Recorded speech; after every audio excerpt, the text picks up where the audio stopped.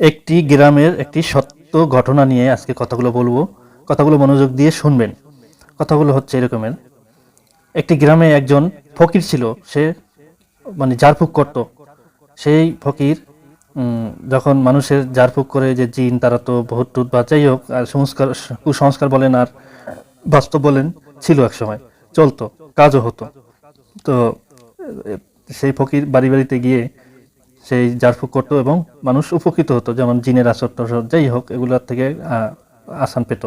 তো এলাকার কিছু দুষ্ট ছেলেরা ওরা একদিন চিন্তা করলো, উনি যে আসলে এগুলা করে, উনি কি আসলেই বাস্তব এগুলা জিন বুত ছাড়াই বা এরকম কিছু, পরীক্ষা করে দেখবো। তো তাহলে তাদের ফোন দিই কি, তাহলে তাকে আমরা এরকম একটা জায়গায় এমনভাবে কিছু একটা করব যাতে উনি আসলে কি করে, কি করতে চায় বা কি তার প্রক্রিয়া, এগুলো আমরা বিশ্লেষণ করব বা উপভোগ করব বা দেখব।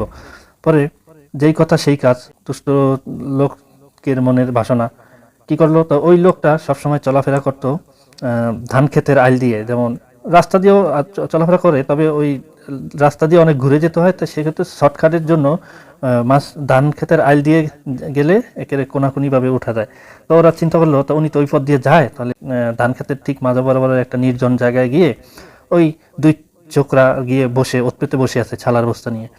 এবং এই সময় ওই ফকির, যিনি ঝাড়ফুঁক করতেন, উনি ওনার হয়তো কোনো এক কাজে যাচ্ছেন। ঠিক মাঝ বরাবর যখন গিয়েছেন, তখন কি করছে, পিছু থেকে এসে তো ওই ছালার বস্তা দিয়ে তাকে পুরো মরে ফেললো, বস্তার ভিতরে তাকে ভরে ফেললো, ভরে চেপে ধরে বসেছে দুইজনে। এরপরে একটু মুটমিটু করে হাসতেও আসছে।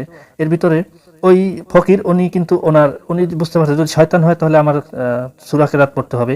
তো উনি যেই কথা সেই কাজ, ওনার যেটা সন্দেহ সেটা উনি শুরু করে দিয়েছে, সূরা দোয়া দুরূদ শুরু করে দিয়েছে। এবং এক পর্যায়ে দেখছে যে মানে এত সূরা, যেগুলা শুনলে শয়তান চিৎকার করে এবং হাত পাও ধরার জন্য পাগল হয়ে যায়, এমন সূরা কেরাতেও দেখা যায় কেউ কোনো সারা শব্দ দিচ্ছে না, চুপচাপ ওনাকে চেপে ধরে বসেই আছে। পরে উনি বুঝতে পারছে যে আসলে তো এত শয়তান না, এরা তো মানুষ। তখন উনি বলতে যায়, তোরা কে, তোরা আমার এইভাবে আটকে রাখছিস, তোরা কে, পরিচয় দে তোকে। হ্যাঁ, তখন ওরা ওই শয়তান যে ছেলে দুটো, দুষ্ট ছেলে দুটো, ওরা বুঝতে পারছে যে এখন তার উপায় নাই। উনি তো বুঝতে পারছে যে আপনারা শয়তান নাম আসলে মানুষ বা মানুষরূপী শয়তান। তো উনিও আবার ওই ফকিরও উনি বুঝতে পারছে যে আসলেই ওরা মানুষ, কারণ যদি শয়তান হতো তো এতক্ষণে ওরা পালিয়ে যেত, না হয় মাপ চাইতো।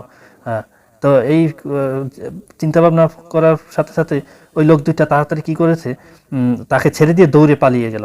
এরপর ওই ফকির উনি কি করলো, বস্তা থেকে বেরিয়ে দেখতে পেলো যে আসলে মানুষ ছিল ওরা। তো এই হলো দেশের অবস্থা। কথাগুলো বলার কারণ হলো, এই হলো দেশের অবস্থা। দেশে এখন শয়তান নাই, আছে শুধু মানুষরূপী শয়তান। কারণ ইবলিশ শয়তান, ওদের ভয় আছে, ওদের পরাজয় আছে। ওরা বেশি দিন শক্ত করে ধরলে ওরা টিকতে পারে না। কিন্তু এই মানুষরূপী শয়তানগুলো, ওরা সবসময় শয়তানি করে যাচ্ছে, শয়তানি করেই আসছে। তো এই হলো দেশের অবস্থা এখন। এই মানুষরূপী শয়তানদের বিরুদ্ধে দাঁড়াতে হবে।